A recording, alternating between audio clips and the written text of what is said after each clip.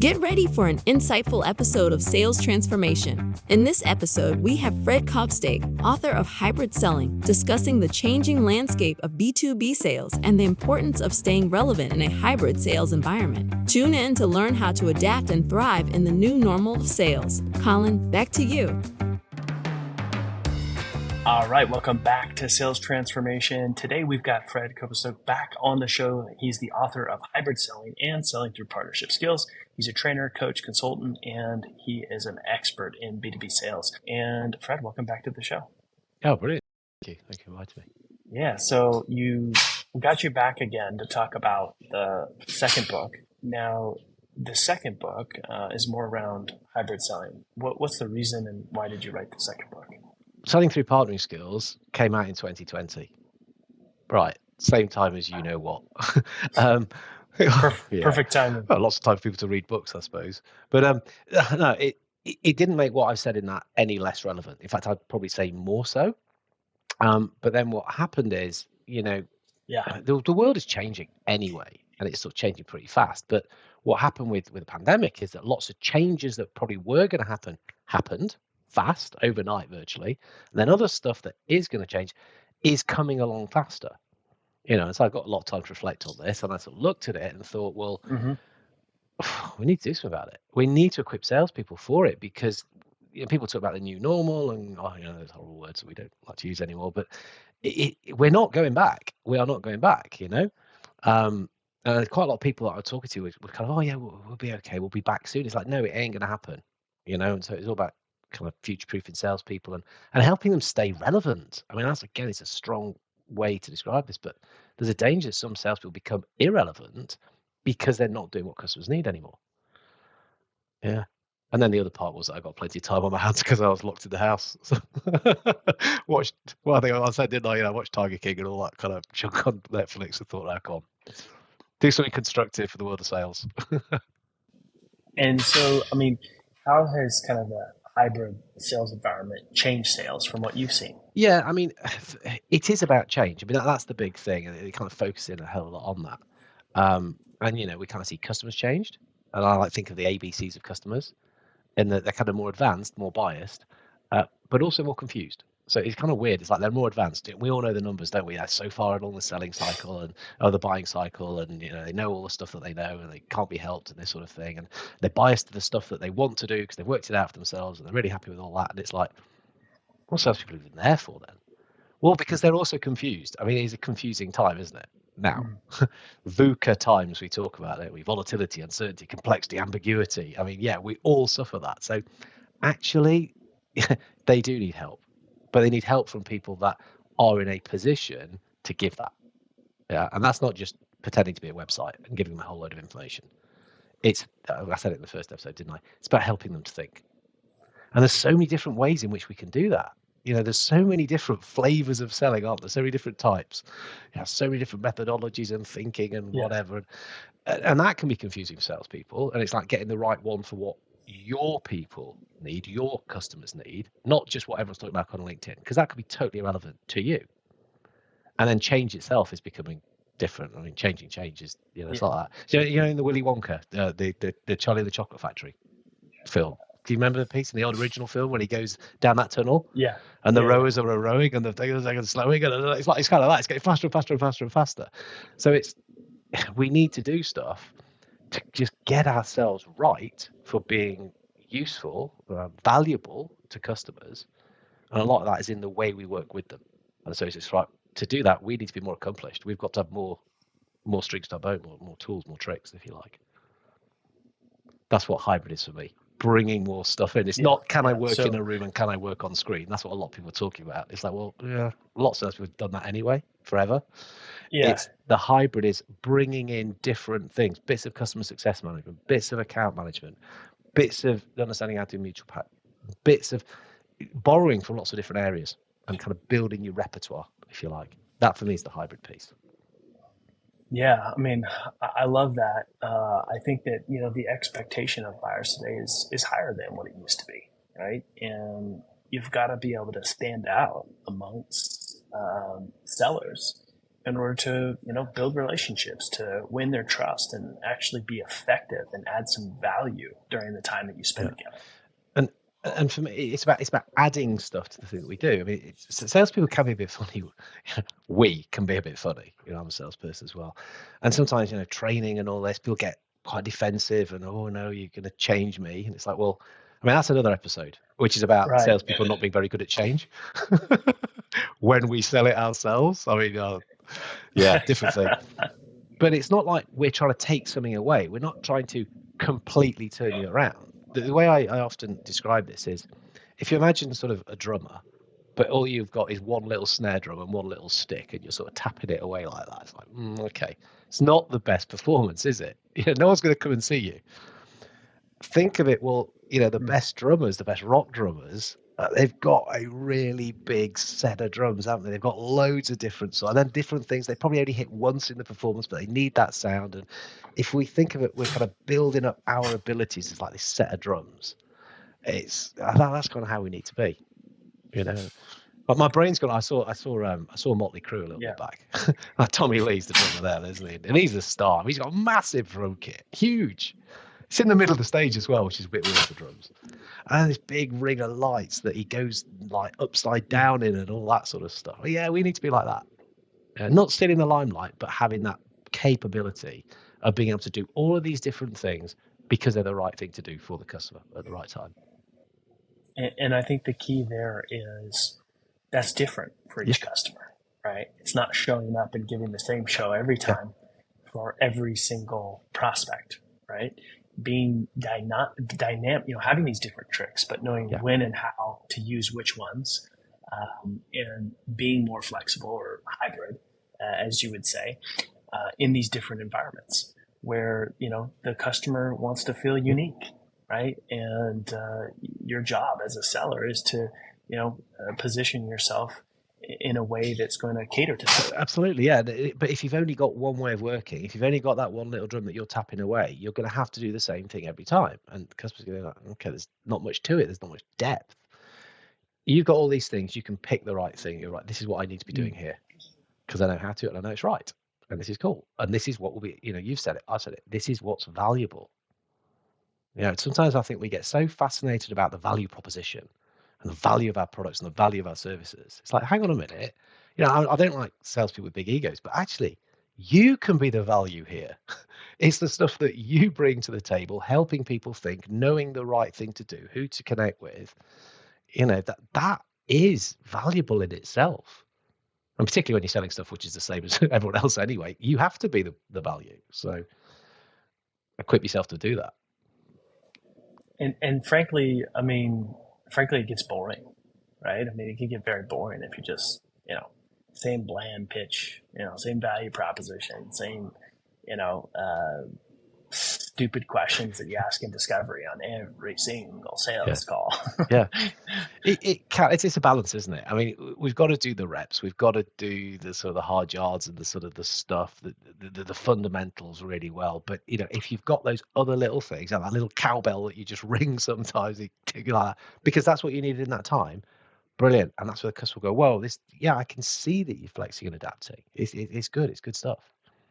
And so that's what the book was about. It was kind of saying, well, okay, let's set out a kind of a bunch of things, a kind of a structure, if you like, of have a look at these things, have a look at these things, have a look at these things, have a look at these, and bring them into the way that you work. That will help you evolve. And like the framework is the evolve framework as it happens. So we've got to understand the essentials. The essentials of selling. You can't be building all the flashy stuff without the solid basics. We've got to understand virtual today. Got to. And video and all the stuff which I could pack into that. We've got to understand opportunity management, I would suggest as well. But I'm talking sort of bigger, more complex B2B sales here. Leadership, and we talked about leading in the last episode, didn't we? So how to lead customers, not up the garden path, not manipulate and take them where you want them, but guide them. Or if they are comfortable with where they're going, fit in alongside them. You've got to make that call. Of course, value.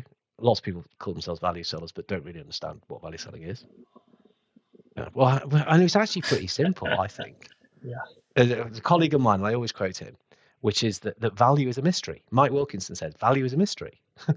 So, well, you don't know what it is. You've got to work it out with the Mm-hmm. customer because it's what it means to them. They define value. So understand how to do that. And then kind of expand the whole business, through the customer success, through all that sort of stuff. So they are all skills, and there's a whole load of stuff. There are sales training and sort of sales thought leaders in all of these areas, all of that stuff. And so I just kind of picked the best and went, okay, let's put it into there and just open people's minds. Yeah. There's so much more that we can do. I mean, I think the interesting thing here is what you're describing is the value is really the experience that you give as the seller with your buyer. And a lot of people think the value is, the products, features, and benefits of whatever it is that they do, and it's not. And so I think that's really what you're talking about here. And, customers people generally want to be heard and understood, right? And your buyers are no different. And, how you keep them engaged and, the questions you ask and if you challenge their thinking and these different things and how you bring value to the table of the experience is how you do that. And that's how you win more deals than you lose. Yeah, they want to be understood, and if it's just that somebody understands that they're struggling here and they don't know, and someone coming and saying, right, I know what your pain is. Well, how can you know what my pain is? Because I don't really know what it is. We can have a guess at it, and then we work on it together. And that's, as you say, it's the experience, which is you get it, you get me, and you seem to have got my back as well. This is where I'm going to go with you. You might not even be the best solution, to be honest, but for me it is because I feel comfortable with that. I feel safe in what you're doing there. I've done quite a lot of thinking about buyer safety recently that some people talk about, and I'm with them on that. I think that's part of something we should be looking to do, making our customers, making our buyers feel safe. Smart move from a salesperson's point of view. I mean, yeah. And so, what are some things that you hope people who pick up your second book, what would you hope that, let's say the top 3 takeaways are from that? Top 3 takeaways is solid foundation. Sometimes I do see salespeople that kind of want to run before they're walking. Now we've got to build those fundamentals, build those basics, and make sure we're solid in that. And if that means going back and reviewing them and repeating them and kind of just keeping them up to speed, that'll be a smart idea. That's what all the top sports teams do. All the top sports teams, they'll do the basics at the beginning of every training session before they start doing all the funky stuff. Yeah, we just go straight to all the funky stuff. So I'd say essentials is one. Virtual.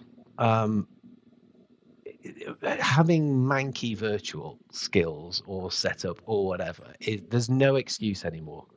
When you couldn't get a decent camera for love or money, or you hadn't got a decent microphone because they're all sold out, that was 2020. Now, if you're not doing this stuff right, I don't think there's an excuse for it. And still, I'm seeing stuff where people are like, really? What's going on here? Then you could almost say, well, that's essential for it, to be fair. I wouldn't argue.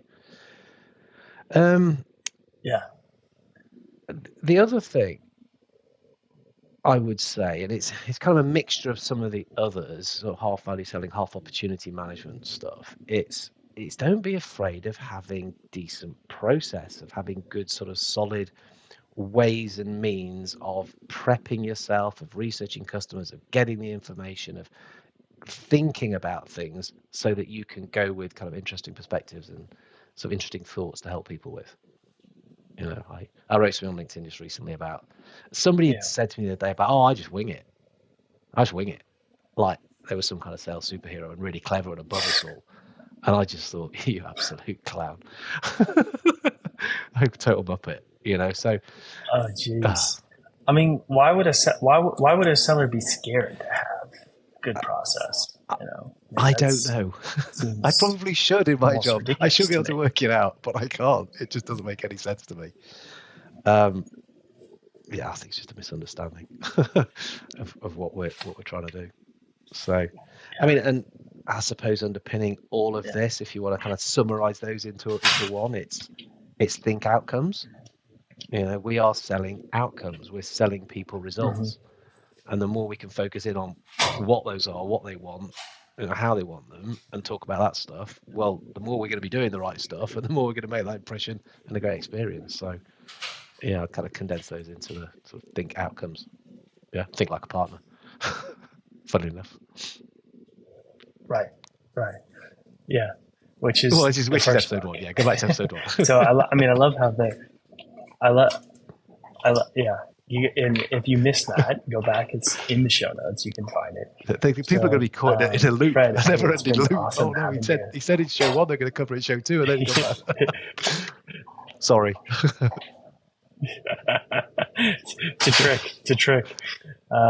Fred, fantastic having you on again to talk about the second book. Any final thoughts, and then where's the best place for people to connect with you and find you? Connect with me LinkedIn. As always, yeah, that's kind of where we do the stuff. I mean, both books are on Amazon, so you can get those there. I mean, if you subscribe to my newsletter on LinkedIn, I actually pretty much used the first 6 chapters for a newsletter when I first launched it. So go back to the very first ones, and it's the first 6 chapters, which is it's a story of 2 salespeople. I wanted to do something a bit different, so I got these 2 salespeople, Harry and Larry, who were kind of going through difficult times in that pandemic, and kind of one guy's struggling a little bit, but his mate's got his back, and they sort of look after each other and figure out how to do all this. So I pretty much gave the 6 chapters in the LinkedIn newsletter. So subscribe to that and get it for free. God, I'm a bad salesperson. Yeah. But you hopefully like it so much you want the rest of the book. You have to buy it. Awesome. Yeah. If not, they can probably just ask Fred AI.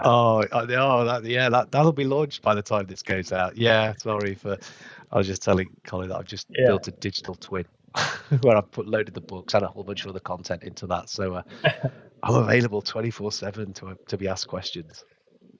And I've just been playing with it. I think it's smarter than me. There we go. I don't know where it's got it all from. So Fred AI. Fred AI may write your 3rd book for you. It may well write some LinkedIn posts. Who knows? Yeah. Well, Fred, hey, thank you so much again for coming on. We'll drop all the links there in the show notes to make it easy for everybody. And if you enjoyed today's episode, please write us a review, share the show with your friends. It really does help us to reach more sellers so we can help transform the way that they sell.